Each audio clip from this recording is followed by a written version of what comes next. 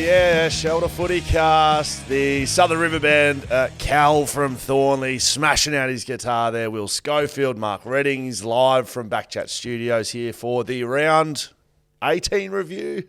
Is that right, Skeeter? On the money, Scoey. I know it's been a long few days because we caught up on Thursday at the Ashby and had a nice gathering. For the BackChat Ale release right here, Skeeter. Bang, on the money. Did you like it? Liked it. Loved it. I had two because of the parameters when you get behind the wheel. You've got to be very careful, Scully, in 2023. Thank you, Skeeter. About how much you consume. Law-abiding citizen. Well, one would hope most of us are, given the ramifications. But no, I just had the two.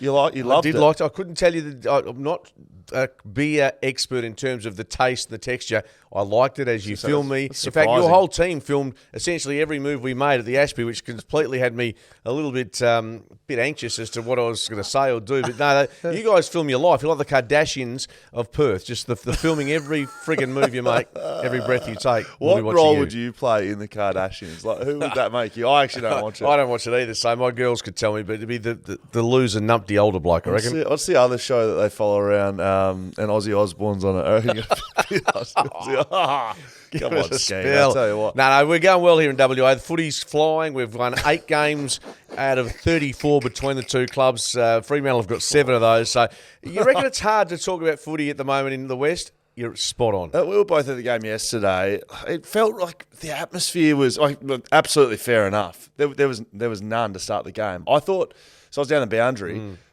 It felt like the game hadn't started. Like the game was going for 10 minutes, and it was sort of. I was looking around. I was looking at my prod team. Going, does it feel weird? It's fair enough. The Eagle supporters are there watching, waiting for something to go wrong, which inevitably did early on with injuries, etc. But yeah, it's one of those ones where it's a strange. And I wasn't at the St Kilda game, but there was good vibe there apparently. Yep. But yeah, when you one win and you're expecting to lose, you tend to go there more as a spectator than a participant in terms of the noise factor. A few things to get through today. Skeeter, Thirsty Camel, clanger of the week. Don't run out of your favourites. Grab your shelters at Thirsty Camel. Froth Town. We're going to go through what we frothed on this weekend. August 18 and 19, Claremont Showgrounds, froth.town over there. And that's going to be a few things we get into. Skeeter, let's get into some of the big moments of the round. There was a couple that I really like. Port Adelaide streaks over. Carlton get it done. Yeah. I don't think we picked them, did we? No, well, having said, look, we tipped Port Adelaide. Yeah. Actually, in my, in the West, I changed mine on Saturday, only on the basis on the basis of the number of outs for Port. So I think you've got to put that into context. No real dramas, a little hiccup for Port, but Carlton, you take them when you get them, and that was a great result for them, and they're back in the mix to play finals, which a month ago we thought was improbable. I think it's close to 5 on the trot at the moment for them. So look, a few of their wins against sides that may not be in contention, West Coast, Hawthorn, Gold Coast, but Carlton certainly have the mix, as we thought at the start of the season, to play finals and be dangerous in finals. They're a high contested side in the middle of the ground. They've got a good midfield. They lose Harry Mackay, though, not an ACL, which is a good thing. Bone bruising, they're saying. Sometimes when things like this happen, they go either way, obviously. I think when a big player goes out of a side that's going well, it's a lot easier to replace than when you're going poorly. When you're going poorly and you lose some big players, like West Coast have done, you can fall in a heap. When you're going well, it's almost the guys in the VFL, there'll be someone there that wants to step up into that void. Charlie Curnow will come through and potentially play a bigger part. I don't think it's the worst thing in the world to lose that doubleheader. Clearly he's a good player, Harry Mackay, but I think they'll find a way to go differently. Jack Silvani kicked the first 2 goals of that game. Finished with 4. Yeah, sizzling. So Carlton going up and about. The Tribunal, there'll be a couple of cases. Sydney have challenged the Dane Rampy hit. Have you seen it?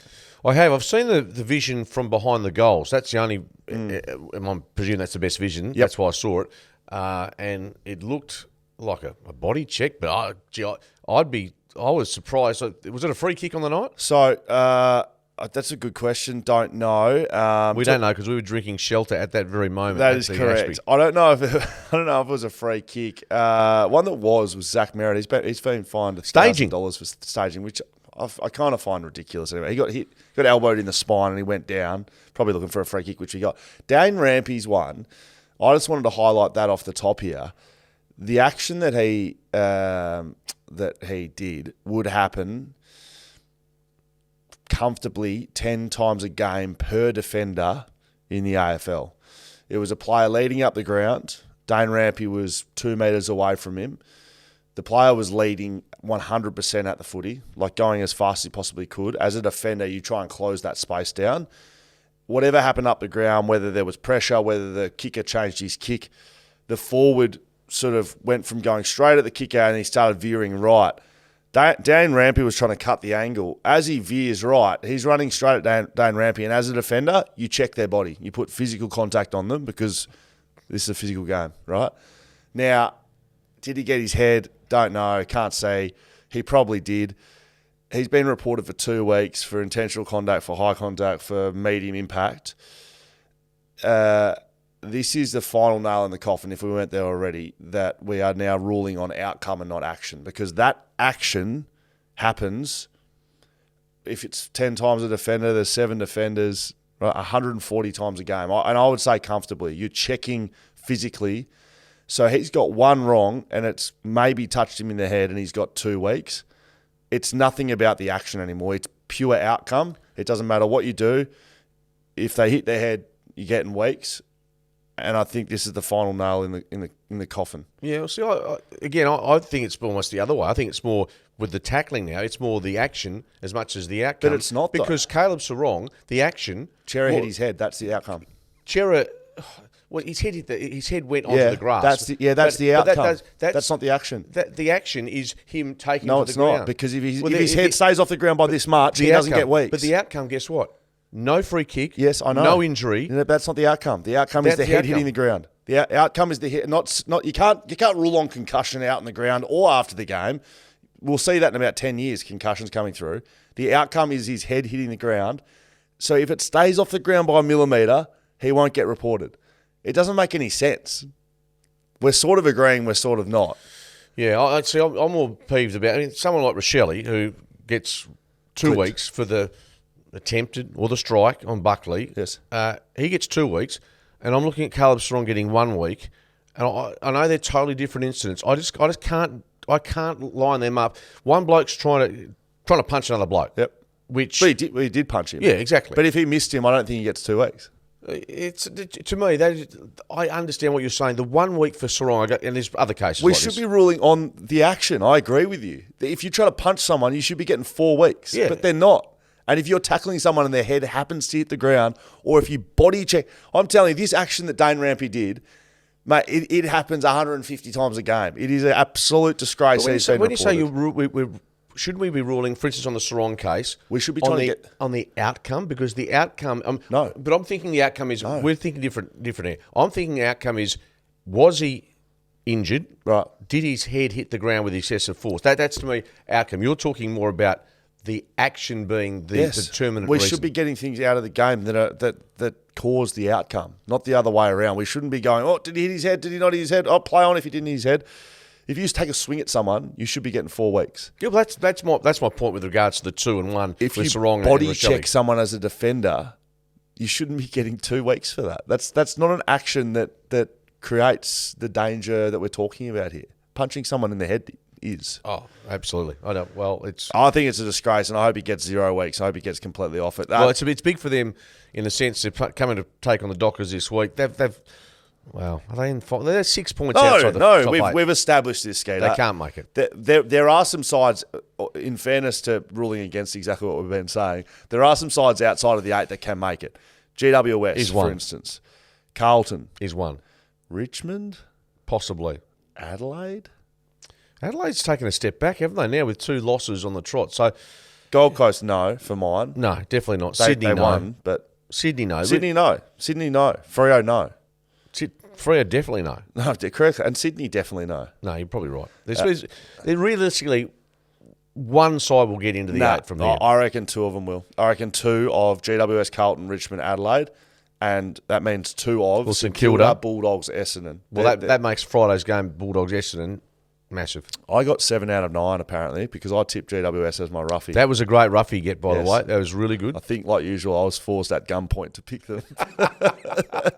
But I think I did quite well. Skeeter, apparently you got 5 out of 9. I got 7 out of 9 where it counts in the West Australian. It counts here, Skeeter. No one gives a shit about the West. No one reads it. No one listens to them. It's just here on the Shelter FootyCast. Let's get into some big moments. Will Schofield, Mark Redding, Shelter FootyCast.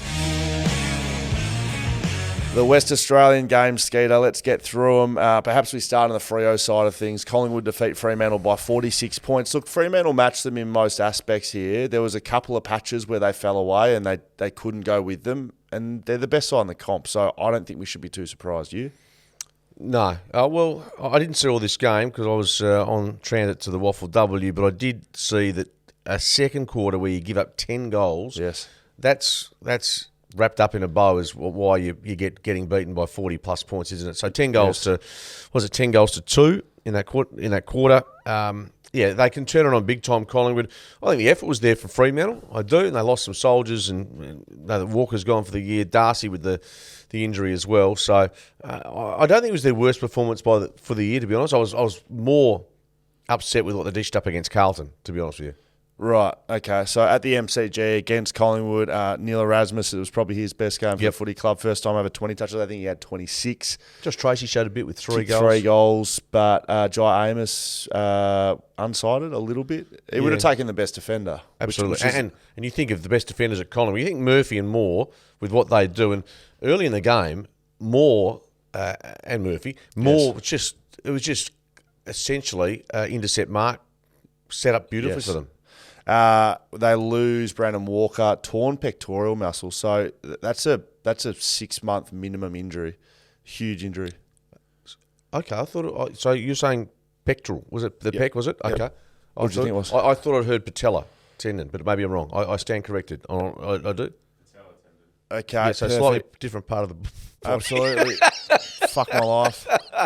So is patella tendon? Yeah, I think it's knee. That patella's in your knee. Correct me if I'm wrong. And pec's but when you say pec, because pec's an unusual injury for footy, isn't it? I mean, rugby league. That's why I've thought, just better double check. So he's done his patella tendon. Yeah, so that's season over for him. And mind you, the pec would be season over as well, for what it's worth. Yeah, correct. That's why I thought, yeah, right. So he went down and, he had the grimace, and then I think the oxygen or the morphine or whatever they give them when they come. What do they suck on when they go off the green whistle? What's that? It's like morphine. Yeah. I've never had one. You obviously not. Oh, mate. Mind you, my threshold for pain isn't high. So if I ever did, what did you do with a knee? I did snap my ACL when I was 15. That's a pretty good effort. Yeah, that's not a very ordinary career cut tragically short. Yeah, that is correct. The tragedies involved, I tell you what. Anyway, it's a patella tendon, folks, if you're listening in. Yeah, correct. So there you go. I don't know. Collingwood move on their way. They continue on their grand scheme. Where does it leave Fremantle as people? No, it leaves during the week. Well, during the week they're talking about doing. Pretty much every media thing I saw from a Fremantle player during the week was talking about the review session they did and giving feedback and receiving feedback. My read out of that is potentially that sort of stuff needs to stay a little bit further in-house. I saw it from about 5 or 6 of them. Andy Brayshaw rolled it out a few times. Saw it from Alex Pearce a couple of times. That's a common thing that happens at footy clubs when you're not going well. Sit down, big circle, tell each other what's not going well, get your feedback, give your feedback, all those sorts of things. You do that quite regularly, or is it not as regular Correct. as you think? So to be out in the media telling everyone you're doing it, they're trying to show that they're trying to change things around. This is clearly an inexperienced side that overachieved last year in 2022, and 2023 they're underachieving. They've had a couple of injury worries, not that many. I think they're lacking a bit of leadership as well on field. They're young. Yeah, they're young. I mean, David Mundy not there. Fife, barely plays, let's be honest. Yep. He doesn't get out. And I'm still surprised you got a 2-year deal. Now, people, have said to me, great for the club. I think we had this discussion before. I think you were pro. I'm a bit on the case of, when you get past 30, 1-year contract is probably more often than not. But anyway, we're getting away from the subject. It'd be quite difficult to argue against you. At the moment, because he's injured. But anyway. So, look, Elliott, 4 goals. The Dacos brothers, 67 disposals between them. What, can someone tag Nick Dacos? Can someone tag Nick Dacos? No, you can't. He's too good. I've seen it again. I've seen this highlight. Such and such says tag Nick Dacos. I've been fucking saying it since round 2. Tag him. But you don't actually like him as a player. Why is that? Why? Yeah, you don't. You don't like him as a player. Has Buddy Franklin retired yet? Have you retired him yet? His last trip to his last time in Perth is this You Saturday meeting night. you meeting him at the airport? Oh, mate, one of the greats of the game, but you can still predict someone's departure, which I do like him as a player. Don't say that. I do. I like his work rate. I don't like him as. I'll give you this. I don't like him as a backman. He's not a backman. Don't tell me he's a half-back flanker. Mate, he could be one of the great mids of the next 10 years. I heard a discussion yesterday that, and it's probably correct, this is the best second year we've ever seen from anyone. How was Juddy's? Juddy's was good, but good, not great. As in like not. This is we are witnessing true greatness in 10, 15 years when you and I are still doing the Shelter FootyCast. trying to work out what's a patella and what's a pectoral muscle. We will be sitting back saying, remember how much you hated him as a second year player. And now he's won 3 Brownlows, won 2 premierships. I do not hate him. I rate him. He's their best player. Tag the bloke. He is taggable. He's not untaggable. He is taggable. Get one of your players, tell him Monday you're tagging Nick Dacos. Watch vision of what he does well. He will have weaknesses. He is not fucking Superman. Tag him.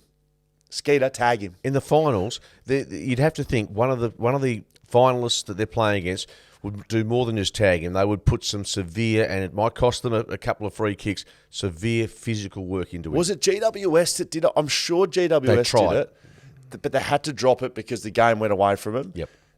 And GWS may be in a position to do it now. One of these good sides will tag Nick Dacos and he will have 15 touches and Collingwood won't win. And rough him up in the same process, Absolutely. Yeah. Go hard at him. It's all good. It's a physical game. Get into him. He's a second-year player. Mate, in my second year, certainly not Nick Dacos, tell that right now, but if a team came at me physically, I'd be shitting myself. Yeah. He'd be shitting himself. And that's all good. He's a 19, 20-year-old. Get into him physically. Hard to believe just quickly that he already is on path to go way beyond what his dad did. And his dad was...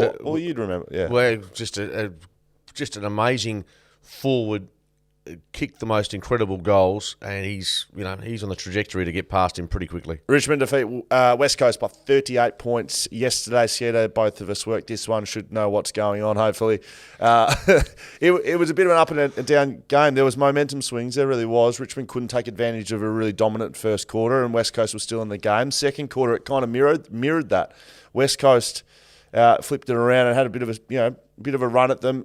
The last 3 minutes of the second quarter, Richmond kicked 2 goals, and the first 5 minutes they kicked 3 or 4 goals. That's where the game was split open. And outside of that, it was pretty competitive. The Tigers' probably inaccuracy early meant there was a gap which West Coast could feel as if they're still in the game. I didn't ever think they were going to win the game, to be honest with you, West Coast. But look, they showed to me that with those returning players and a little bit of continuity. I mean, you lose Jimby early, which I've been told is a grade 2 hamstring, which is upwards of 3 to 5.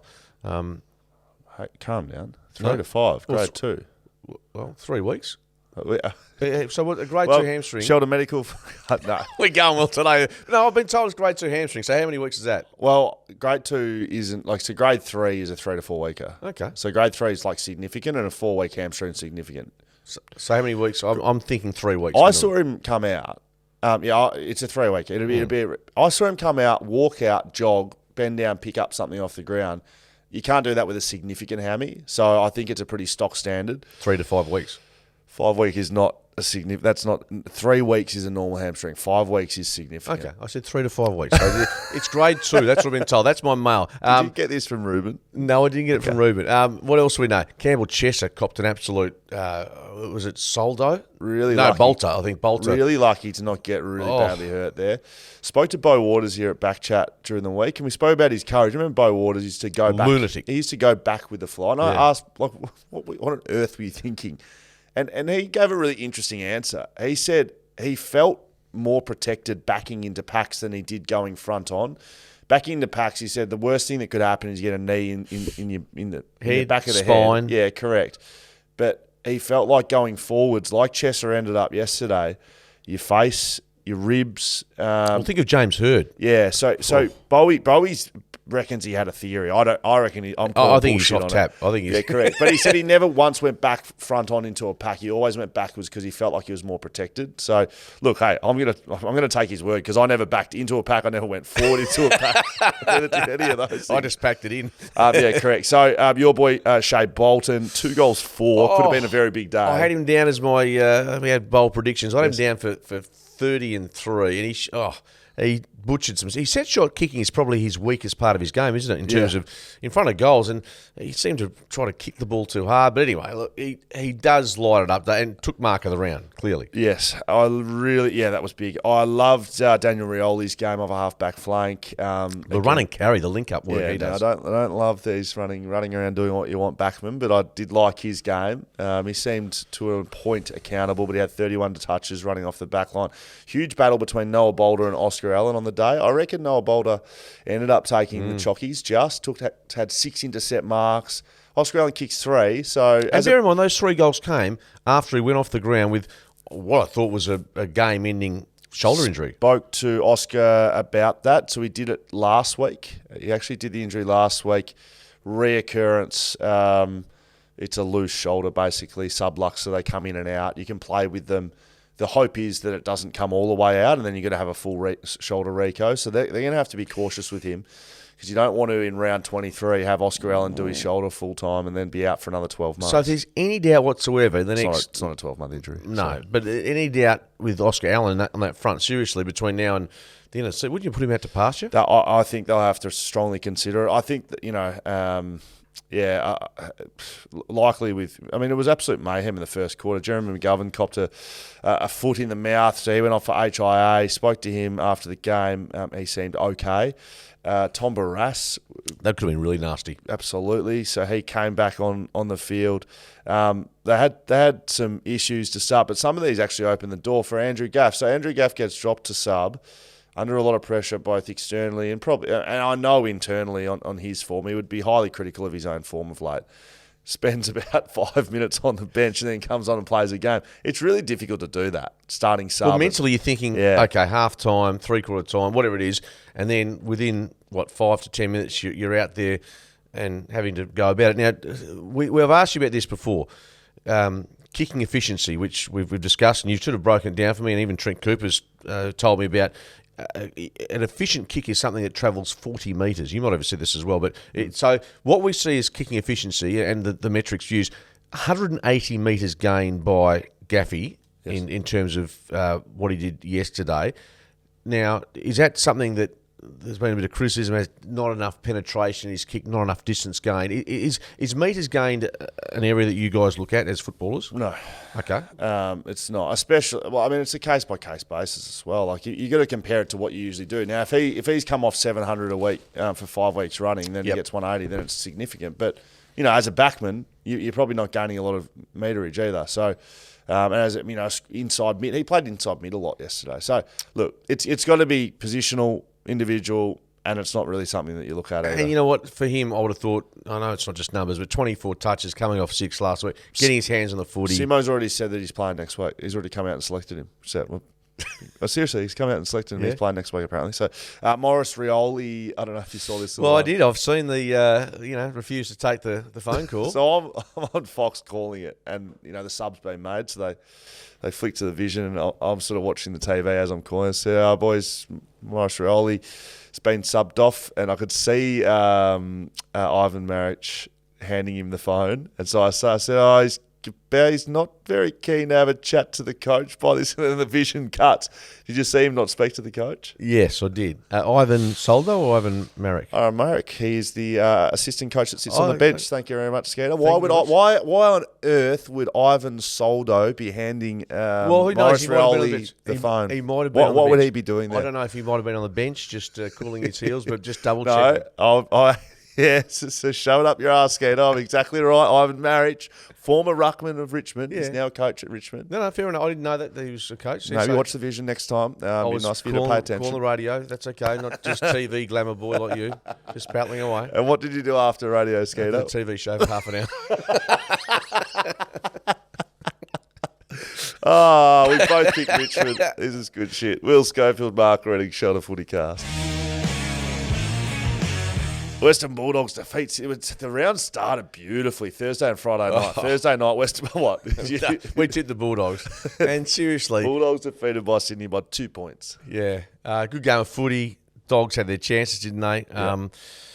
We were watching this BackChat AL release. Yeah, I think we were cheering. While barracking, I had just an interest in the game. Papley kicks 4 goals. Buddy was good late. I have to say that. Kicked 2 and really got them sort of... Maybe he's got another year in him. No, he's got another year in him. No, he's done. You think, seriously, he's not. He's finishing up. Yeah. Bonds and Pally, he's not...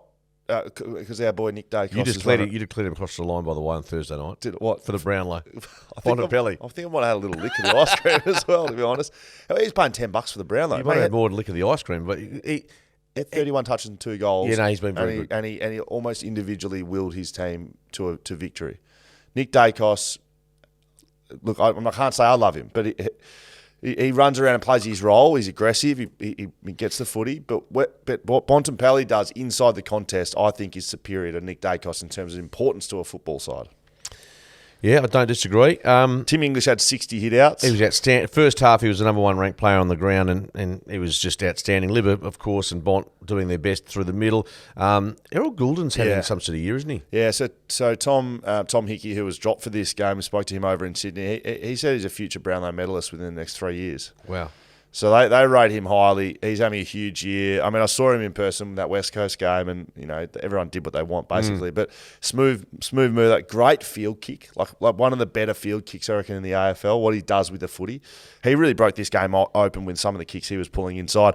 Tom Liberatore, my favourite player. Yours is Shea Bolton, mine's Tom Liberatore. He had 31 touches and a goal.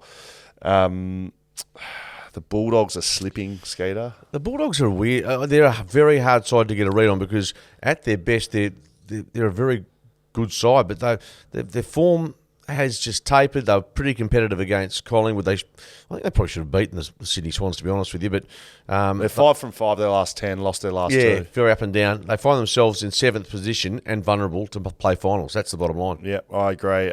We didn't see too much of the game, though, because we were drinking beers. True. Melbourne defeat Brisbane by 1 point. I saw this one. So this little shout out to my wife here. There's a competition, AFL tipping, which... Again, obviously, you and I have no idea what we're doing. There's one part called the Eliminator on afl.com.au where you pick one side and they have to win, and if you don't get them, you get eliminated. Yeah. With 3 rounds to go, and then you can only pick one. You can only pick that side once. So if you pick Collingwood, you can't pick them for the rest of the year. Wow. So you get one. You have to pick one win a week, and you can only pick one side once. Does that make sense? So you've got to pick 18. It starts in round 4 or 5, and then you got to go 18 in a row. But you can only pick, so if you pick Collingwood to beat West Coast, they're going to win. There's no point. But you can't pick them later in the year. You need to pick them in a 50-50 So there's 3 rounds left. It started with 120,000 people in it. There's 4,000 left, and Alex is still in it. She's got... Does she do the form? I have nothing to do with it. A few times I've said, what are you doing that for? And she's like, just leave me alone. And she does Piss it off, all. big boy. Just like the rest of my life. Travis Kelce. No, you're rolling. Shut your mouth. Thank you very much, Jaden. So she's still in it. I believe she's got Hawthorn, Western Bulldogs, and Freo to pick. Like, there are 3 teams to play with. So it's not looking amazingly. Oh, and West Coast. Coast. Well, that's interesting. But she doesn't have to use one of them. That's interesting because, like, your wife's... So she's quite invested in that. I come home from a weekend working at the AFL. Victoria, my wife, asked me where I've been. She couldn't give... She has very little interest in footy, not much more interest in me, and life goes on. But I love the fact Alex is so invested, whereas, my wife, unless she's corporate box, then it's all chips in. It's impressive. I was impressed, to be really honest. I was very impressed. Melbourne defeat Brisbane by 1. So the reason I told that story, she'd picked Melbourne as her eliminator. Well, that's lucky in the end. And I'll tell you what, I'll just give you a quick snapshot of my Friday night. Dropped my wife off to see Lizzo. And because Lizzo at RAC, I'll just sneak back into the shoe and just watch the footy. So with Higo, Monkey Brennan, we've all backed separately. Brisbane 1-39. So at 3/4 time, we're sitting there. I'm thinking, right, time to get the dark water out. We start, celebrate. Good result. 10 minutes to go. I said, Higo, we're under the pump a bit here. We live at 25 points with 8 minutes to go. It was over. The game was over. Done. One of the great chokes of all time. Anyway, 5 minutes to go. I said, here you go. Why did you pick Brisbane at the No, I backed them 1-39. I just thought they. I tipped Melbourne on the show. I know, but you've put your money where your mouth is. Why did you pick Brisbane at the MCG? You do not rate them there. No, why have you done that? Because the money was flying for them pre-game, and I followed the money.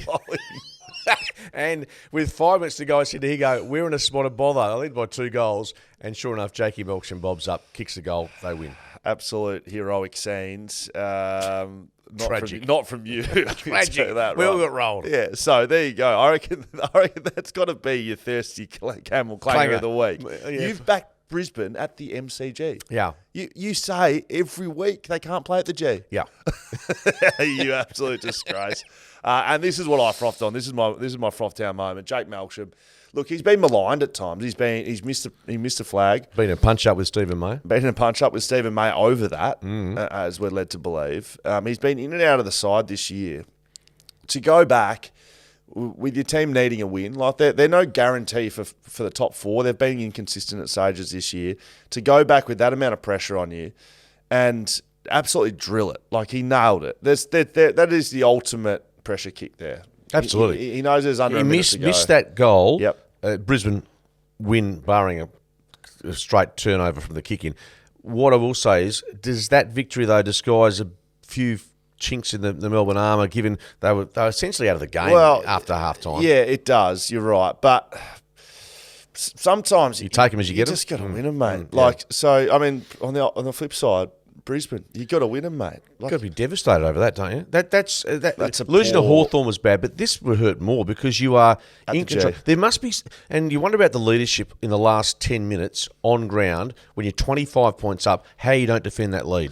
Did you see Jack Viney's goal? Did you see him strip it out of McInerney's hands and kick the goal to get him within a goal? That was elite stuff. It was one point I wanted to make. So I was watching sort of along as this one went. Top 10 possession getters, right? Brayshaw with 29, Gorm with 29. He had 39 hit-outs, best player on the ground by a long way with no Grundy. We'll come back to that. Lockie Hunter had 26. Petrarca, 26 and 4 goals too. Played him forward a bit. I liked it. He's doing that more recently. Jack Viney, 25. So they're your leaders. That's their leadership group, honestly. Brayshaw, Grawn, Hunter, Petrarca, Viney. That's your leadership group. Brisbane, now Joe Danaher was good.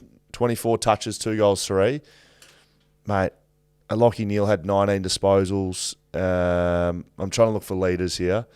Zorko had 16 disposals. Harris Andrews, not disposal-wise. Harris Andrews, no. Hipwood, say what you like about him.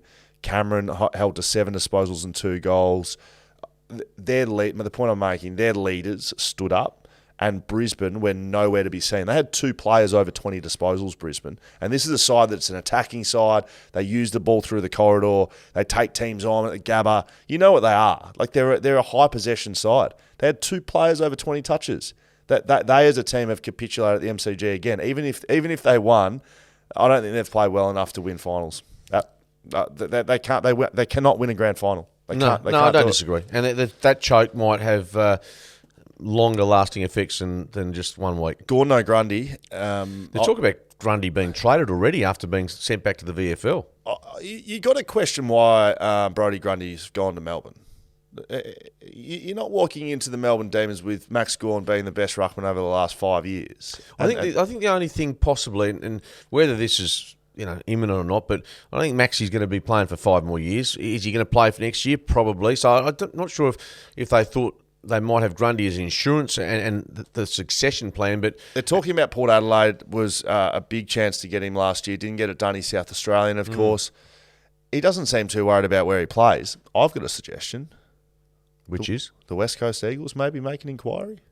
He's going to get his. Who's paying his wages? Not West Coast, Melbourne and Collingwood. You want a free All Australian ruckman, West Coast? What do you reckon? I haven't heard that spoken about. Why? I'm assuming West Coast would be inquiring. They'd have to be. Already? South Australians are weirdos, mate. I know I'm good mates with enough of them. They just fly. Jack Redden's just flying around. He's going to do whatever he wants. Shannon Ernie's been over here. Brad Ebert, he's a strange unit. I don't think he cares about being home. How much are you giving up for Brodie Grundy? Not much, mate. And you don't have to pay for him either. He's just been dropped to the VFL. Yeah, He's not much. Yeah, well, Can't even get a game. I think we're a fair way from him leaving Melbourne. Brodie Grundy to West Coast. Mark my words. Yeah, right. Lock it in. West Coast to make finals. Freo top 2. Know your role and shut your mouth. Hey, this is my role. Shove it up your ass, Jaden. Gold Coast defeats St Kilda by 26 Most points. predictable scoreline of the weekend. Do we pick him? We picked Gold Coast off the back of Stephen King being installed as They were never caretaker. losing. No, they jumped away. In fact, they were probably, it was 5 goals to 2 at half time. Lukosius kicked 4. We know the talent. And I've just seen a couple of stories, forget the result here because St Kilda are putrid at the moment, to be honest. They're really falling away a little bit, aren't they? Is that quite a few of the players knew Yes. within the last few weeks that Stuart Dew was on the way out. Yes. And all this talk that there was a lot of love for him, well, that might have been the case, but players, as you would know, moved on pretty quickly. I think the talk about Damien Hardwick going there, I don't think it's as tragic from a playing perspective as what it's been made out about Mark Evans and Bob East and the administration. So I saw a bit of that and a bit of a flow-on from that. I saw reports. Sam Flanders was one of them. And I was trying to think of the other players. Apparently had, some headbutting and issues with Stuart Dew. Headbutting? Well, butting of heads. Oh, mate. but sorry, yes, as in, well, he's headbutting. Jeez. Different ideas. Butting of heads. Yes. Apologies. Just, ideology is not quite meeting up around selection. Now, Sam Flanders, I think, has been in and out a little bit, and whoever the other players in and out a little bit. And now that he's gone, apparently they're committing to the footy club for foreseeable future. I would say there would not be one player in the country that if they're not getting a game, he's happy with the coach. Would not be butting heads with their coach. Yeah. No one's back in the VFL or in the waffle going, cheers, Simo. Simo. Can't wait to work on my forward cry. Like Brodie Grundy. Yeah, get on your goodie. Yeah, can't wait to get back and play. He didn't even have a game on the weekend, Brodie Grundy. There was no VFL, so we had to play in a practice match, 12 VFL. Cheers, goodie, mate. I really appreciate you dropping me back, mate. I'm absolutely stoked. Want to get back and work on my craft, all this bullshit. Just so you know, if you're not getting a game, of course you're not going to like the coach. That's not a surprise to me. No. So, look, I don't know where that's going to go, whether Damien Hardwick comes in or not. Stephen King will be 1 from 1 and he'll be putting his head up, I would have thought. Yeah, he's long odds. Yeah, I would have thought. I mean, he's only been there for 1 year because he was at Carlton. He was at Bulldogs? Or? Yeah, Bulldogs, yep. Put it this way.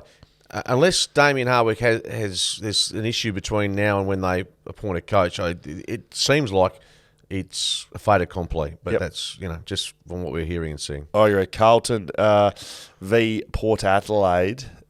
Carlton. Kicked a score, didn't they? If you follow Daniel Gorringe, who had a few things going on. He had a tattoo of Stewie Dew on his backside, didn't he? Is that right? Is that legit?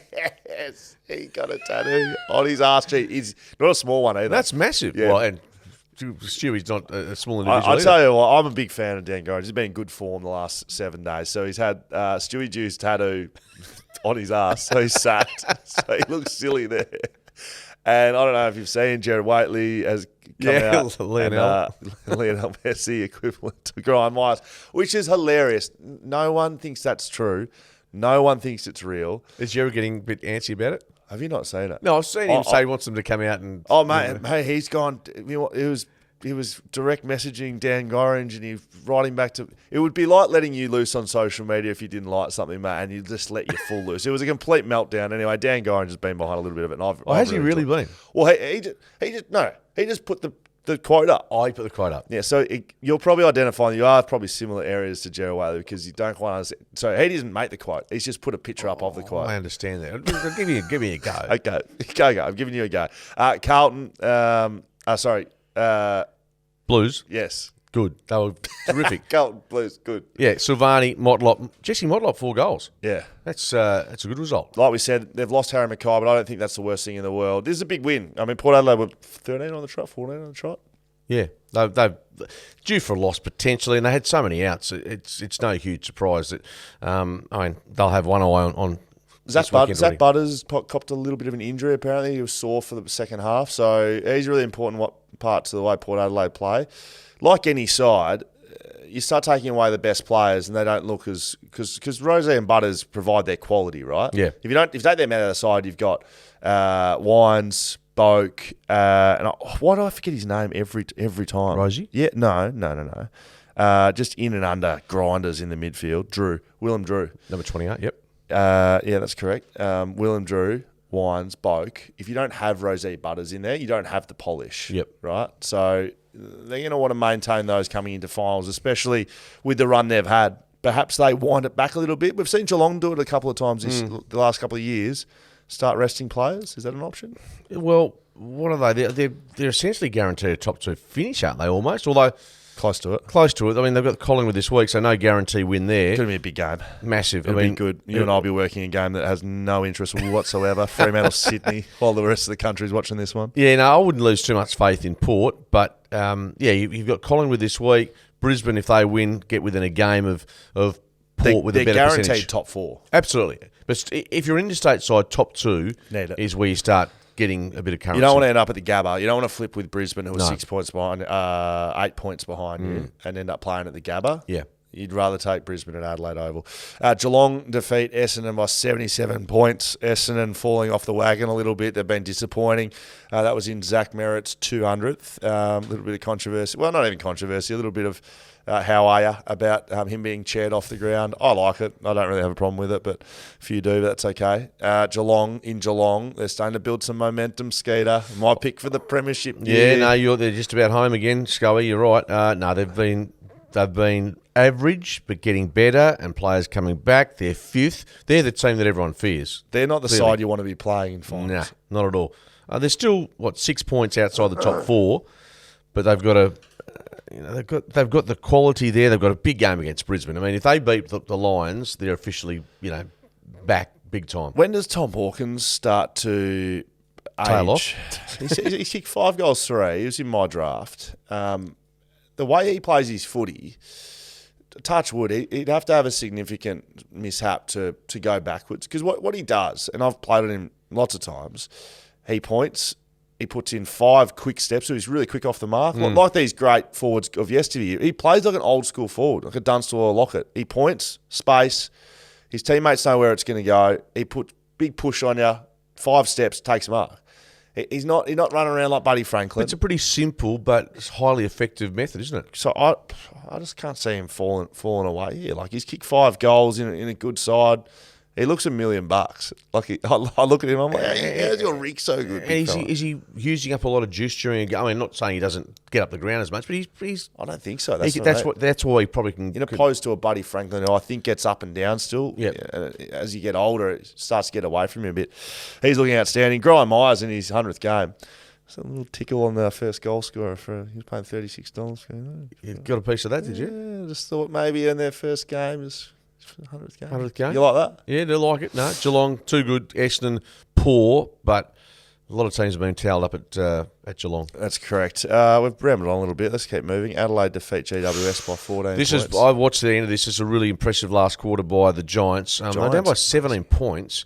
They kicked 5 goals to 1 behind in the last quarter.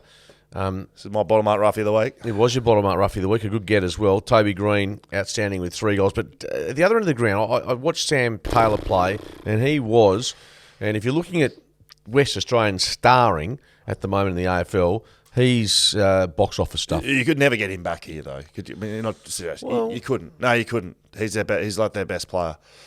You couldn't do it. Well, you wouldn't want to give up the world to get back a fullback, with all due respects, no? I do take disrespect to that, Skater. Absolutely. Well, I mean, it's just really getting a forward is going to, Sam Taylor, anyway. Toby Green, I'm telling you, there's a chance he gets a look at the Brownlow medal. Every time they play well, if he has dominates. 15, kicks 3, they're winning. He generally kicks 3 or 4, doesn't he, in a win? And guess what? He's a small forward, mate.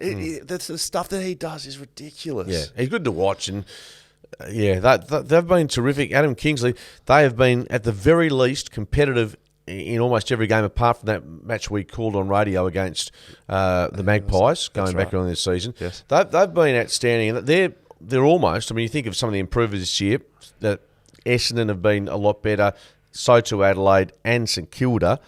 But you'd have to say the Giants, for me, to be they're humming percentage outside the 8 with a real shout at going on and playing finals. And they've got the Gold Coast this week in Canberra. That's a danger.